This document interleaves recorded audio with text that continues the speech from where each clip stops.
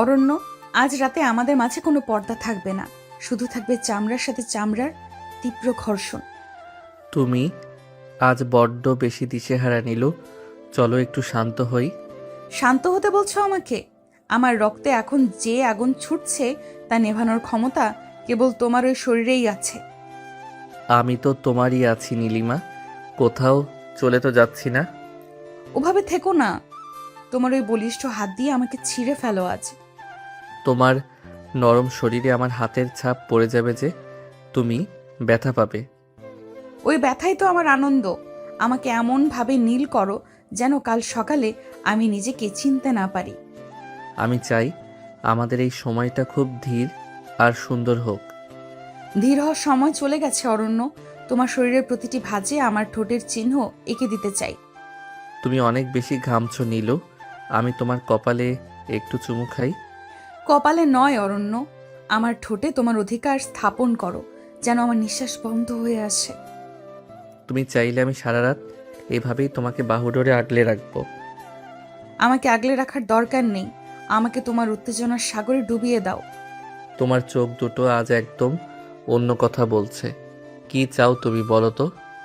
আমি চাই তোমার এই তৃষ্ণার্থ দৃষ্টি আমার শরীরের বস্ত্রগুলো এক এক করে পুড়িয়ে দিক। আমি শুধু তোমার ভালোবাসার কাঙাল নীলিমা। তাহলে কাঙাল হয়ে থেকো না, আমার শরীরের প্রতিটি অলিগলি আজ তোমার জন্য উন্মুক্ত। তোমার গায়ের এই তীব্র সুবাস আমাকে পাগল করে দিচ্ছে। পাগল যদি হয়েই থাকো, তবে আমাকে তোমার ওই উন্মুক্ত ভালোবাসায় নিঃশেষ করে দাও এখনই। আমি তবে আজ তোমার ইচ্ছেগুলোকেই নিজের করে নিলাম। বৃষ্টির ঝমঝম শব্দটা আজ রাতে যেন একটু বেশিই কর্কশ শোনালো নীলিমার কানে। বড় একা লাগে ওর এই বিশাল ফ্ল্যাটটাতে। ডাইনিং টেবিলের এক কোণে বসে যখন অরণ্য ওর ফোনের স্ক্রিনে তাকিয়ে হাসছিল, তখন নীলিমার ভেতরে জ্বালাটা আগ্নেয়গিরির লাভার মতো ফুটছিল।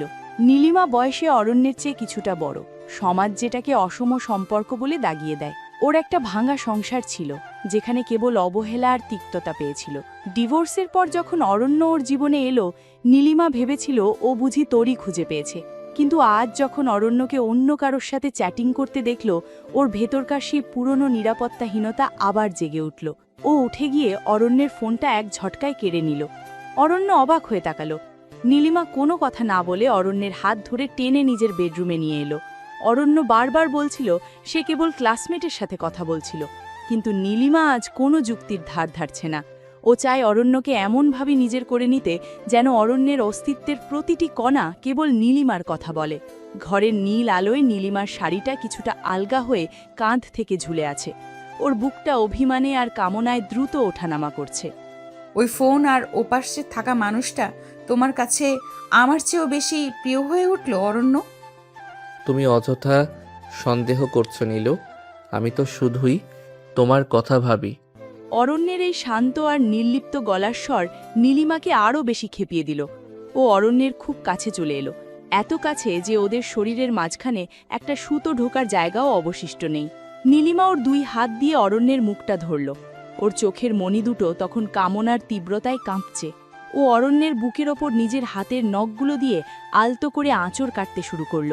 নীলিমা অনুভব করতে পারছিল ওর শরীরের প্রতিটি শিরা আজ কেবল অরণ্যের সেই আদিম স্পর্শের জন্য হাহাকার করছে, যে স্পর্শ ওর আগের সংসারে কোনোদিন পায়নি। অরণ্য যখন নীলিমার কোমরের উপর হাত রাখল, নীলিমা এক অদ্ভুত যন্ত্রণাময় তৃপ্তিতে চোখ বুজে ফেলল। ওর ডিভোর্সি জীবনের সেই একাকিত্ব আজ এক লহমায় শেষ হয়ে যাওয়ার জন্য উন্মত্ত হয়ে উঠেছে। ও অরণ্যের কানের কাছে গিয়ে ওর উত্তপ্ত নিঃশ্বাস ছাড়ল। আমাকে যদি আজ রাতে পুরোপুরি নিঃশেষ না করো, তবে কাল থেকে আমাকে আর খুঁজে পাবে না অরণ্য। আমি জানি তোমার ভেতরটা অনেক পুড়েছে। আমি আজ রাতটা শুধু তোমার জন্যই সাজাবো। অরণ্যের এই মৃদু আশ্বাসে নীলিমা যেন আরও বেপরোয়া হয়ে উঠল। ও অরণ্যের শার্টের কলারটা ধরে এক টানে ওকে বিছানায় ফেলে দিল। তারপর নিজেই অরণ্যের ওপর ঝুঁকে পড়ল। নীলিমার ফর্সা পিঠ আর উন্মুক্ত গ্রীবায় তখন বিন্দু বিন্দু ঘাম জমছে। ও অরণ্যের ঠোঁটে নিজের ঠোঁট চেপে ধরল, এক তীব্র অধিকারবোধের চুম্বনে। নীলিমা চাচ্ছিল ওর শরীরের সেই অপ্রাপ্তি আর দীর্ঘদিনের একাকিত্ব অরণ্যের ভেতর দিয়ে উজাড় করে দিতে। ওর হাত দুটো অরণ্যের শরীরে চষে বেড়াচ্ছিল এক বন্য নেশায়। ও ও অরণ্যের কানের লতিতে দাঁত দিয়ে মৃদু চাপ দিতে দিতে ওর শার্টের বুকের বোতামগুলো খুলতে লাগল। প্রতিটি বোতাম খোলার সাথে সাথে নীলিমার ভেতরে উত্তেজনার পারদ চরমে উঠছিল। ও নিজেকে আজ আর এক মুহূর্তের জন্য দমিয়ে রাখতে রাজি নয়। ওর বয়সের অভিজ্ঞতা আর শরীরের দীর্ঘদিনের ক্ষুধা আজ একাকার হয়ে গেছে। আমার এই শরীরটা তোমার জন্য একটা কারাগার হয়ে থাক, তুমি সারা জীবন এখানেই বন্দি হয়ে থেকো। তুমি বড্ড বেশি আবেগপ্রবণ হয়ে পড়ো নীলু। আমি তো কোথাও যাচ্ছি না। অরণ্যের এই শান্ত ভাবটা নীলিমার জন্য আগুনের মতো কাজ করল। ও দ্রুত অরণ্যের শার্টটা শরীর থেকে আলাদা করে দিয়ে ওর উন্মুক্ত বুকে নিজের মুখ ডুবিয়ে দিল। যখন অরণ্য নীলিমার পিঠের ওপর দিয়ে ওর আঙুলগুলো চালনা করছিল, নীলিমা এক দীর্ঘ শ্বাস নিয়ে ধনুকের মতো বেঁকে উঠল। ওর সমস্ত অস্তিত্ব আজ কেবল অরণ্যের সেই পুরুষালী শরীরের গন্ধ আর উত্তাপের জন্য উন্মুখ। অরণ্য হয়তো ওকে ভালোবেসে শান্ত রাখতে চায়, কিন্তু আজ নীলিমার কেবল ভালোবাসা চাই না, ওর চাই অরণ্যের শরীরের সেই বন্য অধিকার যা ওকে পূর্ণতা দেবে। নীলিমা ওর শাড়ির আঁচলটা পুরোপুরি মেঝেতে ফেলে দিয়ে অরণ্যের খুব কাছে মুখ নিয়ে এলো। ওর নিঃশ্বাসের শব্দ তখন ঝড়ের বেগের মতো শোনাচ্ছিল। আমাকে শান্ত করো না অরণ্য, আমাকে তোমার ওই কামনার আগুনে জ্যান্ত পুড়িয়ে মারো। নীলিমা জানত সমাজ ওদের এই অসম সম্পর্কের দিকে আর চোখে তাকায়। ডিভোর্সি নারী হওয়ার তকমাটা ওর পিছু ছাড়ে না, আর তার ওপর অরণ্য ওর চেয়ে বয়সে বেশ খানিকটা ছোট। লোকে আড়ালে বলে নীলিমা নাকি ওর রূপের মোহ দিয়ে ছেলেটাকে আটকে রেখেছে। এই কটু কথাগুলো নীলিমার কানে যখনই পৌঁছায়, ওর বুকটা এক অজানা ভয়ে কেঁপে ওঠে। এই বয়সের ব্যবধান আর সামাজিক অবজ্ঞা নীলিমাকে এক ভয়াবহ নিরাপত্তাহীনতায় ভুগিয়ে তোলে। তাই যখনই ও অরণ্যকে অন্য কারোর সাথে কথা বলতে দেখে, ওর মনে হয় এই বুঝি অরণ্য কোনো অল্পবয়সী মেয়ের আকর্ষণে ওকে ছেড়ে চলে গেল। এই ভয়টাই ওকে আজ রাতে এতটা উন্মত্ত করে তুলেছে। ও চায় অরণ্যের শরীরের প্রতিটি কোষে নিজের অধিকারের ছাপ এঁকে দিতে, যেন সমাজ বা অন্য কোনো নারী ওদের মাঝখানে দেওয়াল হয়ে দাঁড়াতে না পারে। অরণ্য যখন নীলিমার আতঙ্কিত চোখের দিকে তাকালো, ও বুঝতে পারল এই উগ্র কামনার আড়ালে লুকিয়ে আছে এক গভীর একাকিত্ব। অরণ্য নীলিমাকে নিজের বুকের সাথে আরও শক্ত করে জড়িয়ে ধরল, যেন ওর শরীরের উষ্ণতা দিয়ে নীলিমার সব সামাজিক ভয়কে ধুয়ে মুছে দিতে পারে। সমাজ আমাদের এই সম্পর্ককে নোংরা বলে গালি দেয় অরণ্য, তুমিও কি তাদের মতোই আমাকে ছেড়ে যাবে কোনোদিন? লোক মুখে যা বলে তাতে কান দিও না নীলু। আমি শুধু তোমার ভেতরের মানুষটাকে ভালোবাসি। নীলিমা অরণ্যের এই সাদামাটা কথার আশ্বস্ত হতে পারল না। ও অরণ্যের হাতটা টেনে নিজের উন্মুক্ত পেটের ওপর রাখল। ওর শরীরের তপ্ত ছোঁয়ায় অরণ্যের আঙুলগুলো কেঁপে উঠল। নীলিমা চাচ্ছিল ওর এই শরীর দিয়ে অরণ্যকে বেঁধে ফেলতে, এমন এক মায়ার জালে যেখানে বাইরের জগতের কোনো অস্তিত্ব থাকবে না। ওর চোখের চাহনি তখন আরও তীক্ষ্ণ, ঠুট দুটো কামনায় রক্তিম হয়ে উঠেছে। ও অরণ্যের কানের খুব কাছে মুখ নিয়ে এসে ধরা গলায় এমন কিছু আবদার করল যা ওদের সম্পর্কের গভীরতাকে এক নতুন মাত্রায় নিয়ে গেল। নীলিমার প্রতিটি কথা তখন যেন তপ্ত সীসার মতো অরণ্যের শিরায় শিরায় বয়ে যাচ্ছিল। ও অরণ্যের কাঁধে নিজের দাঁত বসিয়ে দিল, এক তীব্র যন্ত্রণাদায়ক কিন্তু গভীর অনুভূতির টানে। নীলিমা অনুভব করছিল অরণ্যের শরীরটাও এবার ক্রমশ উত্তপ্ত হয়ে উঠছে। ওর ধীর স্থির ভাবটা একটু একটু করে ভাঙতে শুরু করেছে। নীলিমা যেন এই মুহূর্তটার জন্যই অপেক্ষা করছিল। আমি চাই আজ রাতে তোমার শরীরের প্রতিটি নীল শিরা আমার কামনার রসে ভিজে উঠুক। আমি তবে আজ সব লোক লজ্জা ভুলে তোমার ওই অস্থির মনটাকে শান্ত করার চেষ্টা করি। অরণ্যের এই কথা শুনে নীলিমা এক লহমায় ওর গায়ের অবশিষ্ট আবরণটুকু আলগা করে দিল। ঘরের হালকা নীল আলোয় ওর মেদহীন কিন্তু ভরাট শরীরটা এক অপূর্ব শৈল্পিক রূপ নিল। অরণ্য মুগ্ধ হয়ে নীলিমার দিকে তাকিয়ে রইল, যেন কোনো দেবী মূর্তির সামনে দাঁড়িয়ে আছে। নীলিমা এবার অরণ্যের ওপর পুরো ভার দিয়ে চেপে বসল। ওর নিঃশ্বাসের শব্দগুলো তখন ভারী হয়ে নীল আলোর নিস্তব্ধতাকে চুরমার করে দিচ্ছিল। অরণ্য ওর দু হাত দিয়ে নীলিমার পিঠের মাঝখান থেকে কোমর পর্যন্ত আদর করতে লাগল। নীলিমা এক অদ্ভুত সুখে চোখ বুজে অরণ্যের বুকে নিজের মাথাটা এলিয়ে দিল। ওর সারা শরীরে তখন আগুনের হলকা বয়ে যাচ্ছে। ও অরণ্যের বুকের লোমে নিজের আঙুলি চালাতে চালাতে এক গভীর তৃপ্তির সাথে হাসল। এই হাসিটা ছিল বিজয়ের, এই হাসিটা ছিল অধিকারের। নীলিমা বুঝতে পারছিল আজ রাতে সমাজ বা একাকিত্ব কেউই ওদের মাঝখানে আসতে পারবে না। অরণ্য, আজ আমাকে এমনভাবে অধিকার করো যেন কাল সকালে আমার শরীরে কেবল তোমার নখ আর ঠোঁটের দাগ থাকে। ভোরের আলো যখন জানালার পর্দা ভেদ করে ঘরে ঢুকল, তখন রাতের সেই উত্তাল সমুদ্র শান্ত হয়ে এসেছে। নীলিমা জানালার দিকে মুখ করে শুয়েছিল। ওর উন্মুক্ত কাঁধে ভোরের ঠান্ডা হাওয়া লাগতেই ও চাদরটা আরও একটু টেনে নিল। গতরাতের সেই উদ্দামতা আর কামনার রেশ এখনও ওর শরীরে লেগে আছে, কিন্তু সকাল হতেই ওর মনে এক অদ্ভুত গাম্ভীর্য নেমে এলো। ও আয়নার সামনে গিয়ে দাঁড়ালো। গতরাতের অবাধ্য নীলিমা এখন আবার একজন গাম্ভীর্যপূর্ণ কলেজের শিক্ষিকা হওয়ার প্রস্তুতি নিচ্ছে। নীলিমা আর অরণ্য গোপনে বিয়েটা সেরেছে ঠিকই, কিন্তু কলেজের চত্বরে ওদের পরিচয় কেবলই শিক্ষক আর ছাত্রের, যেখানে সম্পর্কের গভীরতার চেয়ে সম্মানের পর্দাটা অনেক বেশি পুরু। নীলিমা যখন ওর আলমারি থেকে একটা সাদা রঙের সুতির শাড়ি বের করছিল, তখন অরণ্য ঘুম থেকে উঠে ওর পেছনে এসে দাঁড়ালো। অরণ্যের চোখে এখনও রাতের সেই তৃপ্তির রেশ, কিন্তু নীলিমার মুখ এখন পাথরের মতো শান্ত। অরণ্য, এবার একটু দূরত্ব বজায় রাখো। মনে রেখো, আধা ঘন্টা পর আমাকে কলেজ গেটে ঢুকতে হবে। তুমি ঘরে আর বাইরে নিজেকে এত দ্রুত বদলে ফেলো কি করে নিল? নীলিমার শাড়ির কুচিগুলো ঠিক করতে করতে অরণ্যের দিকে একবার আর চোখে তাকালো। অরণ্য তখনও অগোছালো চুলে নীলিমার দিকে মুগ্ধ হয়ে তাকিয়ে আছে, কিন্তু নীলিমা জানে এই মুগ্ধতা যদি কলেজের করিডোরে কারোর চোখে ধরা পড়ে তাহলে দুজনের সম্মান ধুলোয় মিশে যাবে। একাকিত্বের ভয়টা নীলিমার মনে এখনও আছে, কিন্তু পেশাগত মর্যাদা ওকে কঠোর হতে শেখায়। ও দ্রুত হাতে চোখে কাজল পরল আর কপালে একটা ছোট্ট টিপ বসালো। আয়নার সামনে দাঁড়িয়ে ও নিজেকে একবার দেখে নিল সেই গম্ভীর রাশভারী ম্যাডাম যাকে সবাই ভয় পায়। অরণ্য রেডি হওয়ার জন্য ওয়াশরুমে যাওয়ার আগে নীলিমার ঘাগের কাছে মুখ নিয়ে গেল, কিন্তু নীলিমা আলতো করে ওকে সরিয়ে দিল। ওর এই কঠোরতা আসলে ওদের গোপন সম্পর্কের একটা বর্ম। কলেজের ভেতরে আমাকে দেখে যদি আজ তোমার চোখে ওই রাতের নেশা দেখি, তবে আমি খুব রাগ করব অরণ্য। অরণ্য মুচকি হেসে বলল, আমি চেষ্টা করব ম্যাডাম, আপনার সম্মানে যেন একটুও আঁচ না লাগে। আজ ক্লাসে যেন কোনো ভুল না হয় তোমার। আমার চোখ কিন্তু তোমার প্রতিটা নড়াচড়ার ওপর থাকবে। আমি প্রস্তুত। আপনার প্রতিটি প্রশ্নের উত্তর দেওয়ার জন্য আমি সবসময় তৈরি। অরণ্য ওর ব্যাগটা গুছিয়ে নিয়ে প্রথমে ঘর থেকে বেরিয়ে গেল। নীলিমা আরও 10 মিনিট অপেক্ষা করল। ওরা কোনোদিন একসাথে বের হয় না, যাতে প্রতিবেশীদের মনেও কোনো সন্দেহ না জাগে। নীলিমা যখন ওর ফ্ল্যাটের দরজায় তালা দিচ্ছিল, তখন ওর মনে হলো গত রাতের সেই সাহসী নীলিমা যেন এই দরজার ওপাশেই বন্দী হয়ে রইল। এখন ও কেবলই এক নামকরা কলেজের প্রিন্সিপালের প্রিয় শিক্ষিকা। সিঁড়ির প্রতিটি ধাপ নামার সময় ও নিজের ভেতরে সেই গাম্ভীর্য ফিরিয়ে আনছিল।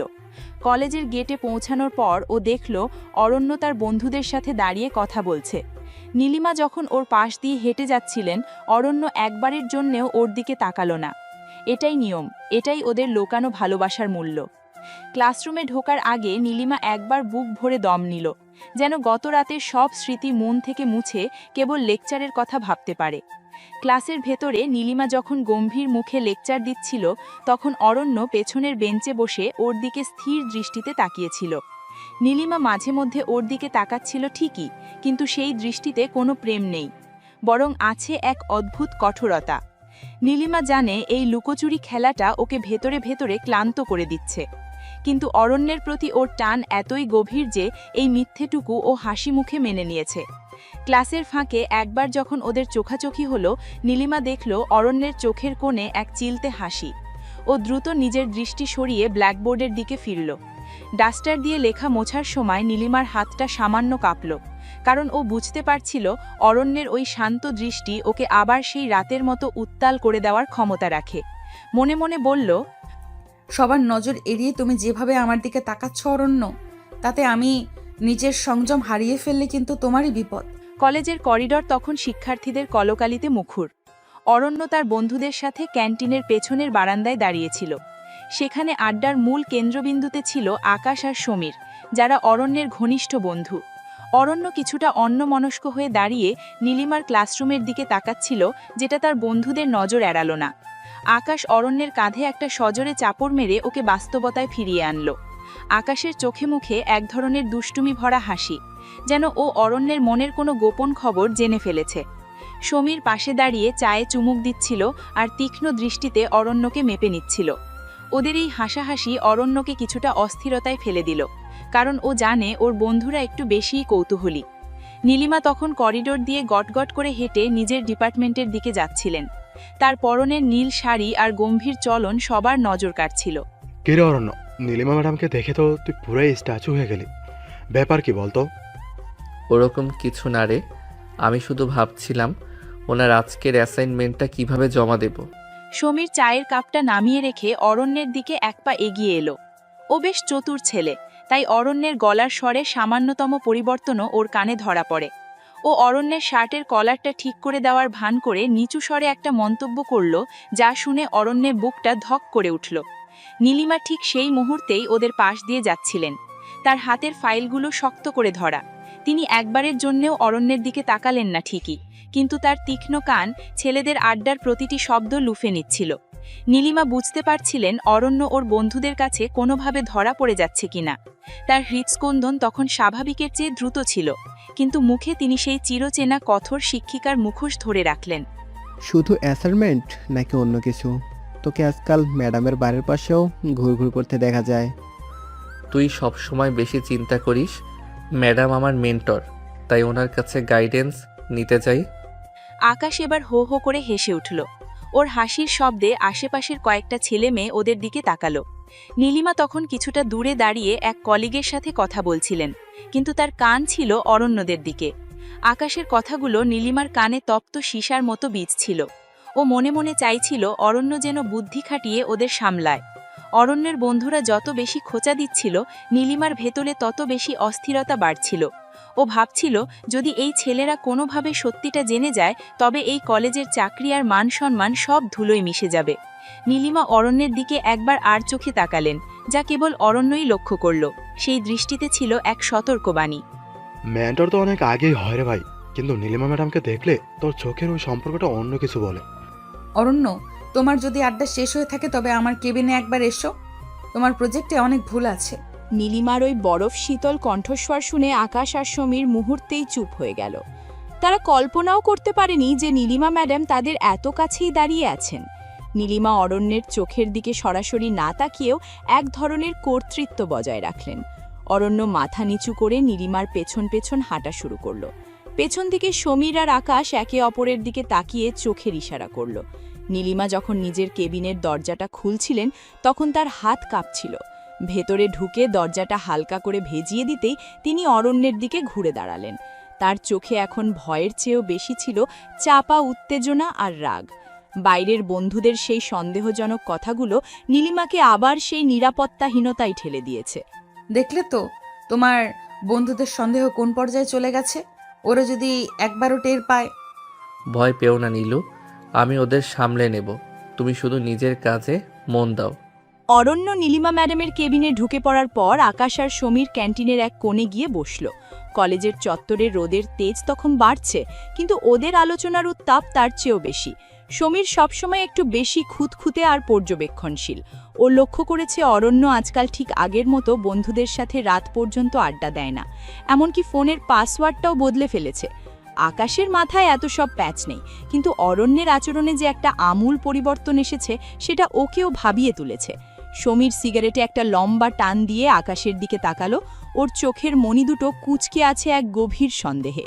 নীলিমা ম্যাডামের প্রতি অরণ্যের সেই অদ্ভুত ভক্তি আর ম্যাডামের অরণ্যকে নিয়ে অতিরিক্ত শাসন, দুটো বিষয়ই ওদের কাছে এখন আর স্বাভাবিক মনে হচ্ছে না। কিরে সমীর, তুই কি সত্যি বিশ্বাস করিস অরণ্য শুধু প্রজেক্ট দেখতেই ম্যাডামের কেবিনে যায়? তুই কি বোকা আকাশ? ওই কেবিনের দরজা যখন ভেজানো থাকে তখন ভেতরে শুধু প্রজেক্ট চেক করা হয় না, অন্য কিছু ঘটে। সমীরের এই সরাসরি ইঙ্গিত আকাশকে একটু চমকে দিল। ও চারপাশটা একবার দেখে নিল কেউ ওদের কথা শুনছে কিনা। কলেজের কমন রুমের কাছেই কয়েকটা ছোট ক্লাসের মেয়ে দাঁড়িয়েছিল। আকাশ গলার স্বর আরও নামিয়ে আনল। নীলিমা ম্যাডাম কলেজের সবচেয়ে সুন্দরী আর ব্যক্তিত্বময়ী শিক্ষিকা, কিন্তু তার ব্যক্তিগত জীবন নিয়ে ক্যাম্পাসে নানা গুঞ্জন আছে। ডিভোর্সি হওয়ার কারণে অনেক সময় তাকে নিয়ে নোংরা কথা রটে, কিন্তু অরণ্যের মতো একজন তুখোড় ছাত্র তার জালে জড়িয়ে যাবে এটা আকাশ ভাবতেই পারছিল না। ও সমীরের দিকে আরও ঝুঁকে এলো। ওর ভেতরে এক ধরনের কৌতূহল আর উত্তেজনা কাজ করছিল। আকাশ চাই সত্যিটা জানতে, কিন্তু অরণ্যকে সরাসরি কিছু জিজ্ঞেস করার সাহস ওর নেই। কিন্তু ম্যাডাম তো অনেক বড় অরণ্যের থেকে, আর তাছাড়া উনি আমাদের টিচার। অরণ্য কি এত বড় রিস্ক নেবে? প্রেমের কাছে বয়স আর টিচার স্টুডেন্ট কোনো বাধা নয় রে। অন্যের চোখে আমি সেই নেশা দেখেছি যা কেবল বিছানায় যাওয়ার শরীরের জন্য থাকে। সমীরের এই কথাগুলো বাতাসের মতো ভারী হয়ে আকাশের কানে বাজতে লাগল। আকাশ ভাবছিল সেদিন বিকেলের কথা, যখন ও অরণ্যের শার্টের কলারের কাছে হালকা একটা লিপস্টিকের দাগ দেখেছিল। অরণ্য তখন বলেছিল ওটা হয়তো রঙের দাগ, কিন্তু আকাশ এখন সবটা মেলাতে পারছে। নীলিমা ম্যাডামের সেই গাঢ় লাল রঙের সাথে মিল খুঁজে পাচ্ছিল ও। সমীর আর আকাশ একে অপরের দিকে তাকিয়ে এক কুটিল হাসি হাসল। ওরা ঠিক করলো অরণ্যকে আজ রাতে ফলো করবে। অরণ্য কোথায় যায়, কার ফ্ল্যাটে ঢোকে, সবটাই ওরা নিজের চোখে দেখতে চায়। নীলিমা ম্যাডামের সেই রাশভারী ইমেজের আড়ালে যে এক কামনার নারী লুকিয়ে আছে, সেটা যদি ওরা প্রমাণ করতে পারে, তবে পুরো কলেজে এক বিশাল বিস্ফোরণ ঘটবে। আজ রাতে অরণ্যকে আমরা ছাড়ছি না। ও কোথায় গর্তে ঢোকে সেটা দেখতেই হবে। শুধু গর্ত দেখা নয় আকাশ, নীলিমা ম্যাডামের আসল রূপটা ক্যামেরাবন্দি করতে পারলেই কেল্লাফতে। নীলিমার কেবিনের ভারী কাঠের দরজাটা ভেজিয়ে দিতেই ভেতরের পরিবেশটা একদম বদলে গেল। বাইরের করিডরের শোরগোল যেন এক পলকে মিয়ে গেল। নীলিমা টেবিলের এক পাশে হেলান দিয়ে দাঁড়িয়েছিলেন। তার বুকের ধুকপোকানিটা শাড়ির পাতলা আবরণের ওপর দিয়েও স্পষ্ট বোঝা যাচ্ছিল। অরণ্য যখন ওনার দিকে এগিয়ে আসছিল, নীলিমা একবার কঠোর হওয়ার চেষ্টা করলেন, কিন্তু অরণ্যের ওই মায়াভরা চোখের কাছে ওনার সব কাঠিন্য মুহূর্তেই গলে জল হয়ে গেল। অরণ্য এসে নীলিমার দুপাশে হাত রেখে ওনাকে টেবিলের সাথে আটকে ফেলল। নীলিমা তখন অরণ্যের শর্টের সামনের অংশটা খামচে ধরেছেন। ওনার বয়সের অভিজ্ঞতা আর সামাজিক মর্যাদার যে দেওয়াল তিনি এতক্ষণ ধরে রাখছিলেন, তা অরণ্যের শরীরের এই কাছাকাছি আসার উষ্ণতায় চূর্ণ বিচূর্ণ হয়ে যাচ্ছিল। নীলিমার ঠোঁট দুটো থরথর করে কাঁপছিল, এক অজানা ভয় আর তীব্র আকুলতায়। অরণ্য, এটা কলেজ, কেউ দেখে ফেললে আমার মরা ছাড়া আর কোনো উপায় থাকবে না। সব ভয় আজ আমার চোখের দিকে তাকিয়ে ভুলে যাও নীলু। এখানে আমরা শুধুই স্বামী আর স্ত্রী। অরণ্যের এই কথা শুনে নীলিমা যেন এক অদ্ভুত শক্তি পেলেন। তিনি অরণ্যের ঘাড়ের পেছনে নিজের হাত দুটো পেঁচিয়ে ওকে আরও কাছে টেনে নিলেন। অরণ্য তখন নীলিমার কানের নিচে নিজের ঠোঁট ছোঁয়াতেই নীলিমা এক দীর্ঘ নিঃশ্বাস ছেড়ে চোখ বুজে ফেললেন। তার শরীরের প্রতিটা লোমকূপ তখন অরণ্যের স্পর্শ পাওয়ার জন্য ব্যাকুল। নীলিমা জানতেন বাইরের ওই আকাশ আর সমীর হয়তো ওত পেতে আছে, কিন্তু এই মুহূর্তে অরণ্যের শরীরের গন্ধ আর ওর বলিষ্ঠ বাহুডোর ছাড়া তার কাছে আর কিছুই সত্য নয়। অরণ্য ধীরে ধীরে নীলিমার চিবুকটা উঁচিয়ে ধরল। নীলিমার নেশাতুর চোখ আর আধভোজা ঠোঁট দেখে অরণ্য আর নিজেকে সংবরণ করতে পারল না। ও নিজের ঠোঁট দুটো নীলিমার নরম আর উত্তপ্ত ঠোঁটের ওপর ডুবিয়ে দিল। কোনো পথ থাকবে না, তুমি আমাকে এইভাবে শেষ করে দেবে অরণ্য। আমি আর নিজেকে সামলাতে পারছি না। তোমাকে শেষ নয় নীলু, আমি তোমায় পূর্ণ করতে চাই। সেই চুম্বনে ছিল দীর্ঘদিনের অপ্রাপ্তি আর এক প্রবল ক্ষুধার বহিঃপ্রকাশ। নীলিমা অরণ্যের ঠোঁট কামড়ে ধরলেন এক আদিম নেশায়। তার সমস্ত সত্তা তখন অরণ্যের ভেতরে বিলীন হয়ে যেতে চাইছিল। অরণ্যের হাত দুটো নীলিমার পিঠের ওপর দিয়ে নিচের দিকে নেমে আসতেই নীলিমা অস্ফুট এক আর্তনাদ করে উঠলেন। কেবিনের এসি চলার মৃদু শব্দ ছাড়া ঘরে আর কোনো আওয়াজ ছিল না, কেবল ছিল দুই হৃদয়ের প্রচণ্ড ধুকপুকানি। নীলিমা অনুভব করছিলেন অরণ্যের হাতের চাপ ওনার কোমরে বাড়ছে, আর ওনার নিজের নিঃশ্বাস তখন অরণ্যের নিঃশ্বাসের সাথে মিশে একাকার। এই নিষিদ্ধ জায়গায় এই প্রেমের আস্বাদন নীলিমাকে এক অন্যরকম উত্তেজনা দিচ্ছিল। ওনার ডিভোর্সি জীবনের সেই শুষ্কতা যেন আজ এই কেবিনের চার দেওয়ালের মাঝে অরণ্যের ছোঁয়ায় বৃষ্টির মতো ভিজে উঠছিল। আরও জোরে জড়িয়ে ধরো আমাকে, যেন তোমার শরীরের উত্তাপ আমার হাড়ের ভেতর অবধি গিয়ে পৌঁছয়। আমি সারা জীবন এভাবেই তোমাকে নিজের বুকের মাঝে পিষে ফেলতে চাই। অরণ্য যখন নীলিমার ঠোঁট থেকে মুখ সরিয়ে ওনার গলায় নিজের অধিকার স্থাপন করল, নীলিমা এক অদ্ভুত যন্ত্রণাময় সুখে অরণ্যের পিঠে নিজের নখ বসিয়ে দিলেন। ওনার চশমাটা টেবিলের একপাশে পড়ে রইল, আর শাড়ির আঁচলটা অবিন্যস্ত হয়ে মেঝে ছুঁই ছুঁই। নীলিমা জানতেন এই কয়েক মিনিটের পাগলামি ওনার জীবন তছনছ করে দিতে পারে, কিন্তু কামনার সেই উত্তাল সাগরে তিনি তখন নিজেকে ভাসিয়ে দিয়েছেন। অরণ্যের তপ্ত নিঃশ্বাস নীলিমার গ্রীবায় এক শিহরণ জাগাচ্ছিল, যা ওনাকে আরও বেপরোয়া করে তুলল। নীলিমা অরণ্যের কানের লতিটা আলতো করে কামড়ে দিয়ে ফিসফিস করে কিছু কথা বললেন, যা কেবল একজন কামনাতুর নারীই তার পুরুষকে বলতে পারেন। অরণ্যও বুঝতে পারছিল নীলিমার এই রূপ কেবল ওর একার জন্য সংরক্ষিত। অরণ্য, কলেজ ছুটির পর তুমি আজ সরাসরি আমার ফ্ল্যাটে আসবে। আমি আর এক মুহূর্ত একা থাকতে পারবো না। আকাশ আর সমীর যখন বাইরে পর্দা ফাঁসে নীল নকশা করছিল তখন নীলিমা ম্যাডামের কেবিন থেকে অরণ্য বেরিয়ে এলো। ওর মুখটা কিছুটা লাল হয়ে আছে আর শার্টটা কেমন যেন অগোছালো। ও দ্রুত পায়ে করিডর দিয়ে বেরিয়ে যাওয়ার সময় একবারের জন্য বন্ধুদের দিকে তাকালো না। সমীর আকাশের উড়ুতে একটা চিমটি কেটে ইশারা করলো। ওদের সন্দেহ এখন প্রায় নিশ্চিত। নীলিমা ম্যাডামের সেই শান্ত কেবিনের ভেতরে কি ঘটেছিল সেটা ওরা এখন শুধু কল্পনা করতে পারছে। আকাশের মনে অরণ্যের প্রতি এক ধরনের ঈর্ষাও জাগল। নীলিমা ম্যাডামের মতো এমন এক ব্যক্তিত্বময়ী এর মোহনীয়া নারীর সান্নিধ্য পাওয়া তো চারটিখানি কথা নয়। ওরা দুজনেই একমত হলো যে আজকের রাতটা ওদের জীবনের সবচেয়ে বড় থ্রিলিং রাত হতে চলেছে। দেখলি তো অরণ্যের অবস্থা। ম্যাডাম মনে হয় আজ ওকে ভালোই লেসন দিয়েছেন।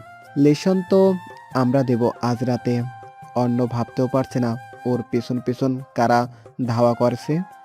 অরণ্য যখন ক্লাসরুমে ঢুকলো তখন ওর মনের ভেতর নীলিমার কেবিনের সেই চন্দনের সুবাস আর ওনার ঠোঁটের তপ্ত ছোঁয়ার রেশ রয়ে গেছে। ও পেছনের দিকে নিজের সিটে গিয়ে বসতেই আকাশ আর সমীর একে অপরের দিকে তাকিয়ে টিপ্পনি কাটতে শুরু করলো। আকাশের মুখে একটা বাঁকা হাসি, আর সমীর যেন ওর চোখের এক্সরে দিয়ে অরণ্যের শার্টের ভাঁজগুলো পরীক্ষা করছে। ক্লাসরুমের কোলাহলের মাঝেও অরণ্য অনুভব করতে পারছিল ওর বন্ধুরা ওকে নিয়ে কোনো একটা বড়সড় চাল চালছে। ঠিক সেই মুহূর্তেই ক্লাসে ঢুকল ইয়া। রিয়া অরণ্যের বেশ পুরনো বন্ধু, যার সাথে অরণ্য কাল রাতে চ্যাট করছিল। রিয়া এসেই কোনো ভূমিকা না করে অরণ্যের একদম গা ঘেঁষে বসল। ওর বসা ভঙ্গি আর চোখের চাউনি বলে দিচ্ছিল ও অরণ্যের ওপর কিছুটা ক্ষিপ্ত হয়ে আছে। কি রে অরণ্য, তোর মুখটা তো একদম টমেটোর মতো লাল হয়ে আছে। ম্যাডাম কি স্পেশাল কোনো ট্রিটমেন্ট দিলেন নাকি? তোরা শুরু করলি তো। ম্যাডাম শুধু প্রজেক্টের ভুলগুলো ধরিয়ে দিচ্ছিলেন। সমীর টেবিলের তলা দিয়ে আকাশের পায়ে ধাক্কা দিল। ও লক্ষ্য করল রিয়া বেশ গম্ভীর হয়ে অরণ্যের দিকে তাকিয়ে আছে। রিয়া মেয়েটা এমনিতে চঞ্চল, কিন্তু কাল রাতে অরণ্যের হঠাৎ উধাও হয়ে যাওয়াটা ও মানতে পারেনি। ও ওর ব্যাগটা ডেস্কের ওপর শব্দ করে রাখল এবং অরণ্যের খুব কাছাকাছি মুখ নিয়ে এলো। ওর গায়ের কড়া পারফিউমের গন্ধ অরণ্যের নাকে ঝাপটা মারল। আকাশ আর সমীর কান খাড়া করে বসে আছে ওদের কথোপকথন শোনার জন্য। অরণ্য বুঝতে পারছিল পরিস্থিতি ক্রমশ জটিল হচ্ছে। নীলিমা ম্যাডাম যে কোনো সময় ক্লাসে ঢুকে পড়তে পারেন, আর রিয়াকে ওর এত কাছে বসতে দেখলে কি হতে পারে তা ভেবে অরণ্যের কপালে বিন্দু বিন্দু ঘাম জমতে শুরু করলো। কাল রাতে হুট করে রিপ্লাই দেওয়া বন্ধ করে দিলে কেন অরণ্য? আমি কি খুব বিরক্ত করছিলাম তোমাকে?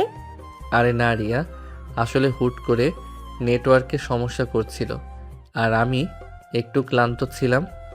রিয়া অরণ্যের উত্তরের ধরনে সন্তুষ্ট হতে পারল না। ও অরণ্যের চোখের দিকে সরাসরি তাকিয়ে থাকলো, যেন ওর ভেতরের সত্যিটা পড়ে ফেলতে চায়। রিয়া জানে অরণ্য আগে কখনো এমন করত না। ও অরণ্যের হাতের ওপর নিজের হাতটা রাখল এবং আরও কিছুটা ঝুঁকে এলো। ঠিক সেই মুহূর্তে ক্লাসরুমের দরজায় একটা খটখট শব্দ হলো। নীলিমা ম্যাডাম ক্লাসে প্রবেশ করলেন। ওনার পরনে এখন একটি ধবধবে সাদা সুতি শাড়ি, হাতে কিছু বই আর চক। ওনার চোখের দৃষ্টি ছিল পাথরের মতো শক্ত। ক্লাসে ঢুকেই ওনার প্রথম নজর পড়ল পেছনের বেঞ্চে, যেখানে রিয়া অরণ্যের হাতের ওপর হাত রেখে খুব ঘনিষ্ঠ হয়ে বসে আছে। নীলিমার ভেতরের সেই অধিকার বোধ আর ঈর্ষা এক মুহূর্তের জন্য ওনার চেহারায় ফুটে উঠলেও ওটা তিনি নিপুণভাবে ঢেকে ফেললেন। আমার মনে হয় তুমি কাউকে আড়াল করছো অরণ্য। কেউ কি তোমার পাশে ছিল কাল রাতে? ক্লাসে এত কথা কিসের? রিয়া নিজের সিটে গিয়ে বসো আর পড়াশোনায় মন দাও। এটা পার্ক না যে হাতে হাত ধরে প্রেম করবে। নীলিমার গলার স্বরে এমন এক কর্তৃত্ব আর শীতলতা ছিল যে পুরো ক্লাস মুহূর্তের মধ্যে নিস্তব্ধ হয়ে গেল। রিয়া অপ্রস্তুত হয়ে নিজের জায়গায় গিয়ে বসল। নীলিমা যখন ক্লাসের সামনে গিয়ে দাঁড়ালেন, ওনার দৃষ্টি একবারের জন্য অরণ্যের চোখের ওপর দিয়ে ঘুরে এলো। সেই দৃষ্টিতে ছিল প্রচণ্ড রাগ আর এক অব্যক্ত যন্ত্রণা। অরণ্য মাথা নিচু করে রইল। ও জানে নীলিমা এখন ভেতরে ভেতরে জ্বলছেন। আকাশ আর সমীর এবার আরও নিশ্চিত হলো যে নীলিমা ম্যাডামের এই হুট করে রেগে যাওয়াটা মোটেও স্বাভাবিক নয়।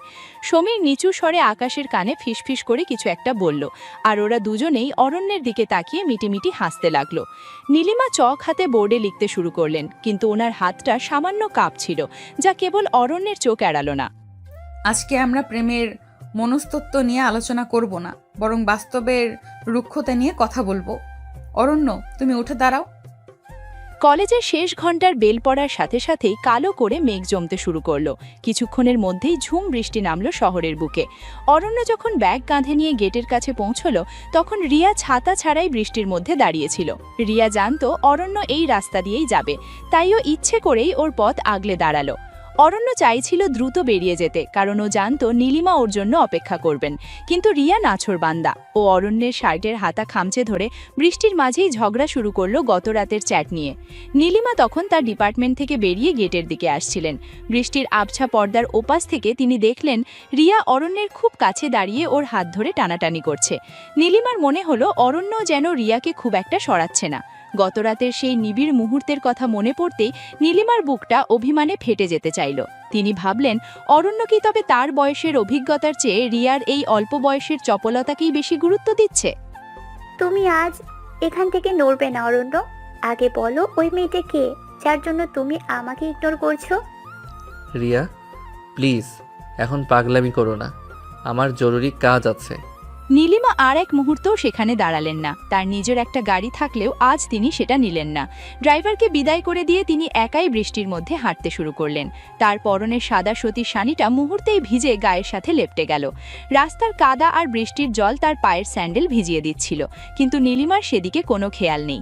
তার চোখের জল বৃষ্টির সাথে মিশে একাকার হয়ে যাচ্ছিল। তার মনে হচ্ছিল এই সমাজ ঠিকই বলে, বয়সে ছোট ছেলের সাথে প্রেম করা মানেই নিজেকে প্রতিনিয়ত অনিরাপত্তার আগুনে পোড়ানো। নীলিমা দ্রুত পায়ে হাঁটছিলেন। বৃষ্টির ঝাপটায় ওনার চশমাটা ঝাপসা হয়ে যাচ্ছিল বারবার। তিনি অরণ্যের কোনো ডাক বা কৈফিয়ত শোনার জন্য অপেক্ষা করতে চাইলেন না। ওনার মনের ভেতর তখন কেবল একটা কথাই বাজছিল, অরণ্য ওনার বিশ্বাসের মর্যাদা রাখতে পারল না। আমি কত বড় মস্ত ভুল করেছিলাম অরণ্য, তোমার মতো একটা ছেলের হাতে নিজেকে সঁপে দিয়ে। দূর থেকে চিৎকার করে, নীলু দাঁড়াও, তুমি ভুল বুঝছো, রিয়া এমনি আমাকে আটকেছিল। অরণ্যের ডাক নীলিমার কানে পৌঁছালেও তিনি থামলেন না, বরং হাঁটার গতি আরও বাড়িয়ে দিলেন। বৃষ্টির তীব্রতা বাড়ছে আর নীলিমার অভিমানও সেই সাথে পাল্লা দিয়ে আকাশ ছুঁতে চাইছে। ওনার শরীর শীতে কাঁপছিল ঠিকই, কিন্তু বুকের ভেতরের আগুনটা নিভছিল না। অরণ্য রিয়াকে একরকম ধাক্কা দিয়ে সরিয়ে নীলিমার পেছনে দৌড়াতে শুরু করল, কিন্তু রিয়া পেছন থেকে সমীর আর আকাশকে ডেকে আনল।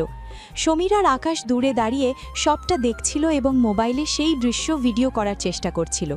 নীলিমা যখন নিজের ফ্ল্যাটের গলিতে ঢুকলেন তখন ওনার সারা শরীর ভেজা, চুলগুলো মুখ আর ঘাড়ের উপর অবিন্যস্তভাবে ছড়িয়ে আছে। ওনার ব্যক্তিত্বের সেই গম্ভীর আবরণ আজ বৃষ্টির জলে ধুয়ে মুছে গেছে। এখন তিনি কেবলই একজন পরাজিত প্রেমিকা। আমার দরজায় আজ আর তোমার কোনো জায়গা নেই অরণ্য, তুমি ফিরে যাও তোমার বন্ধুদের কাছে। তুমি কি একবারও আমার কথা শুনবে না? রিয়া জোর করে আমার হাত ধরেছিল। নীলিমা ফ্ল্যাটের সিঁড়ি দিয়ে ওপরে ওঠার সময় একবারও পেছনে ফিরে তাকালেন না। অরণ্য গেটের কাছে এসে দাঁড়িয়ে পড়ল, কারণ দারোয়ান ওকে ভেতরে ঢুকতে দিচ্ছিল না। নীলিমা নিজের ঘরে ঢুকে দরজাটা সশব্দে বন্ধ করে দিলেন। ভিজে কাপড়েই তিনি ঘরের মেঝের ওপর বসে পড়লেন। তার হিক্কা তুলে কান্না করার শব্দটা বৃষ্টির শব্দের সাথে মিশে যাচ্ছিল। তিনি নিজেকে খুব একা মনে করছিলেন। ওনার মনে হচ্ছিল অরণ্য হয়তো কেবল তার শরীরের টানেই এতদিন ছিল, মনের কোনো জায়গা ওনার জন্য বরাদ্দ ছিল না। অন্যদিকে অরণ্য বৃষ্টির মধ্যে গেটের বাইরে দাঁড়িয়ে ভিজছিল আর বারবার নীলিমার ফোনে কল করছিল। নীলিমা ফোনটা সজোরে বিছানায় আছাড় মারলেন। ওনার মনে হচ্ছিল ডিভোর্সের পর জীবনটা আবার নতুন করে ধ্বংসের মুখে এসে দাঁড়িয়েছে। আজ রাতে তুমি যতবারই আসো না কেন অরণ্য, এই নীলিমা তোমার জন্য আর কখনো নিজেকে সঁপে দেবে না।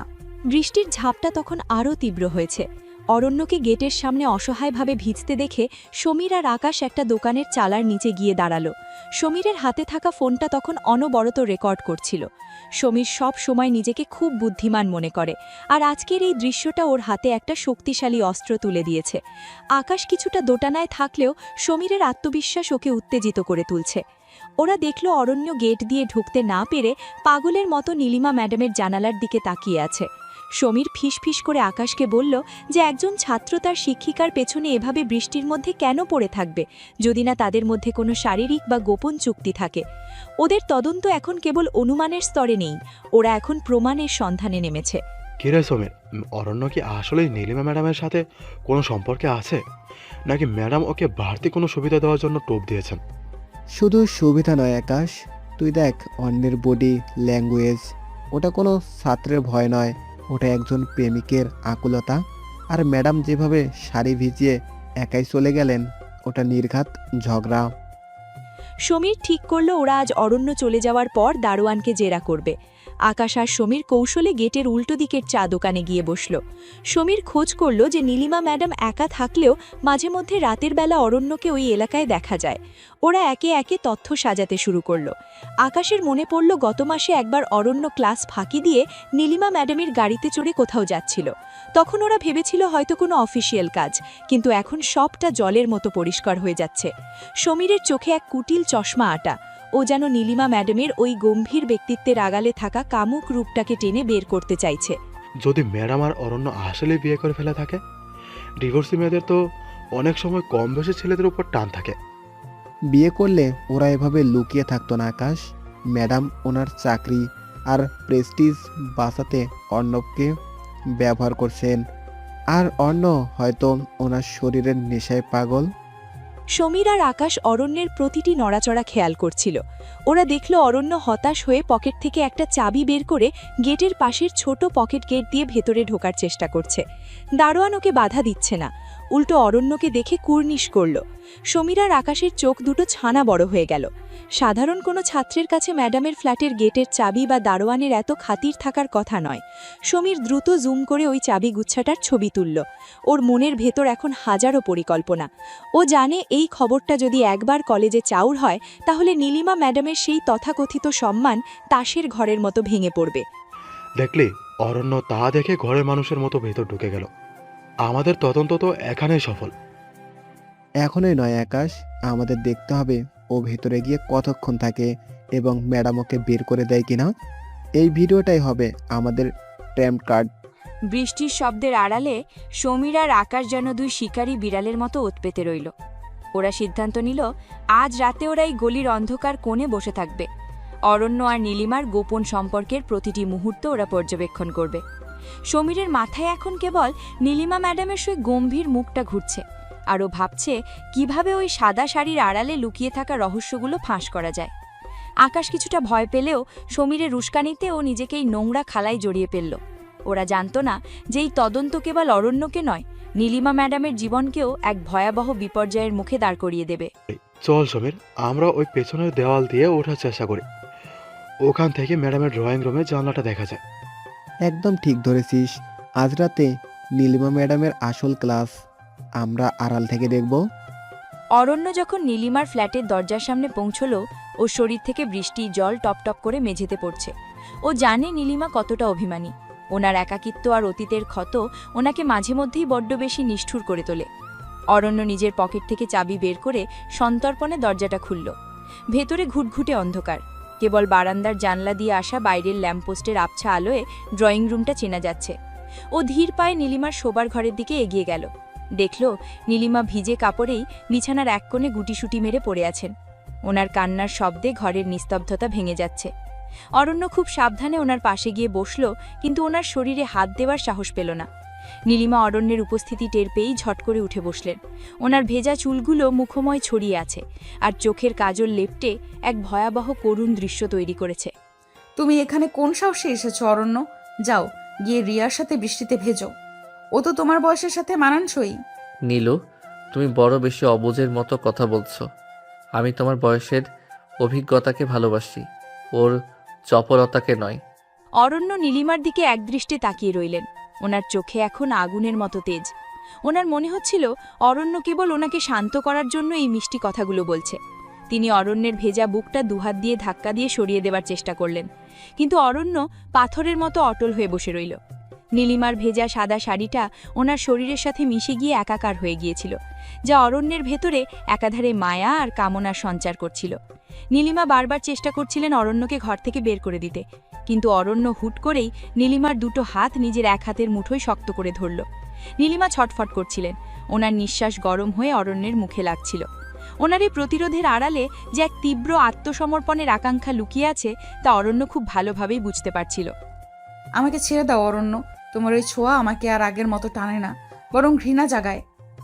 যদি ঘৃণাই জাগে, তবে আমার চোখের দিকে তাকিয়ে একবার বলো যে তুমি আমাকে একটুও চাও না।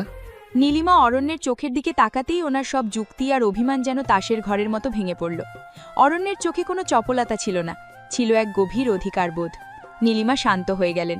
ওনার হিক্কা তোলা কান্নার শব্দটা এবার ধীর হয়ে এলো। অরণ্য ওনার হাত ছেড়ে দিয়ে পরম মমতায় ওনার গালের উপর দিয়ে হাত বোলাতে লাগল।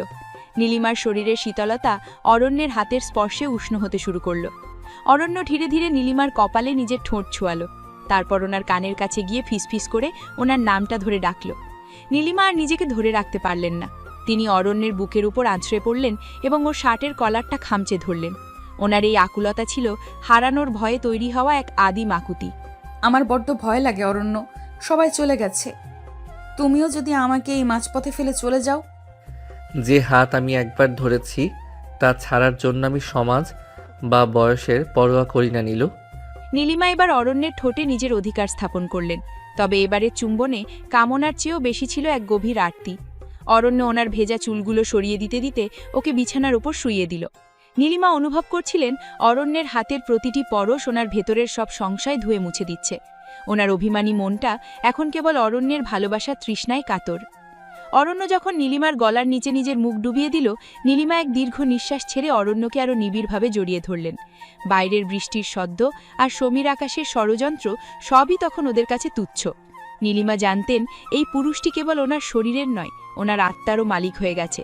ওনার প্রতিটি শিরা তখন অরণ্যের আগমনে উৎসবে মেতে উঠেছিল। আমাকে আর কথা দিয়ে নয়, তোমার ওই পুরুষালী ভালোবাসা দিয়ে বুঝিয়ে দাও যে আমি কেবল তোমার। জানলার বাইরের কার্নিশটা ছিল পিচ্ছিল, কিন্তু সমীর আর আকাশের উত্তেজনার কাছে সেই ঝুঁকি যেন কিছুই ছিল না। ওরা দেওয়াল বেয়ে কোনো মতে এমন একটা জায়গায় দাঁড়িয়েছিল যেখান থেকে জানলার পর্দার সামান্য ফাঁক দিয়ে নীলিমার শোবার ঘরের ভেতরটা স্পষ্ট দেখা যাচ্ছিল। সমীরের হাতে ধরা ফোনের ক্যামেরাটা তখন অন ছিল। লক্ষ্য ছিল নীলিমা ম্যাডামের সেই তথাকথিত সম্মানকে চুরমার করে দেওয়া। কিন্তু ঘরের ভেতরে যা ঘটছিল তা দেখে ওদের দুজনেরই হাতের আঙুল যেন বরফ হয়ে যায়। ওরা ভেবেছিল কোনো নোংরা বা অশালীন কিছু দেখবে, কিন্তু ওরা যা দেখল তা হলো এক অবর্ণনীয় আর বিশুদ্ধ আত্মিক আকুতি। নীলিমা ম্যাডাম, যিনি কলেজে গম্ভীর মুখে ক্লাস নেন, তিনি এখন অরণ্যের বুকে মুখ লুকিয়ে এক অসহায় শিশুর মতো ফুপিয়ে ফুপিয়ে কাঁদছেন।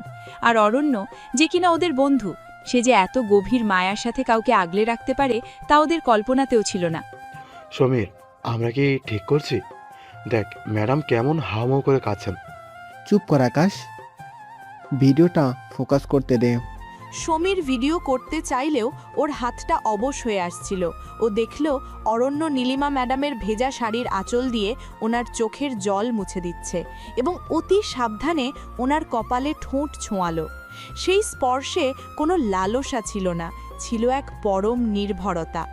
নীলিমা যখন অরণ্যের বুকে মাথা রেখে শান্ত হচ্ছিলেন, তখন ওনার চেহারায় যে এক অদ্ভুত তৃপ্তি আর প্রশান্তি ফুটে উঠল, তা দেখে সমীর আর আকাশের মনের ভেতরে এক অদ্ভুত লজ্জাবোধ কাজ করতে শুরু করল।